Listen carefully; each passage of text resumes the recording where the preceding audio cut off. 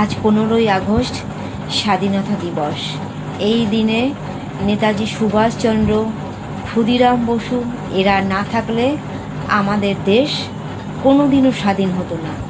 তাই তৃণমূল বলো, বিজেপি বলো, কংগ্রেস বলো, যে কোনো পার্টি বলো, কাউকে চিনি না, কাউকে জানি না।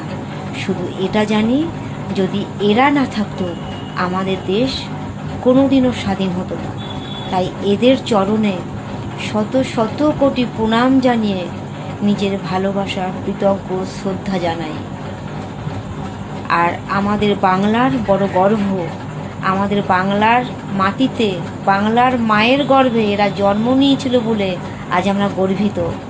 তাই এদেরকে শত কোটি প্রণাম জানাই। এরা যেখানেই থাকুক, যে রূপে থাকুক, তাদের চরণে প্রণাম জানানোই আমার ধর্ম।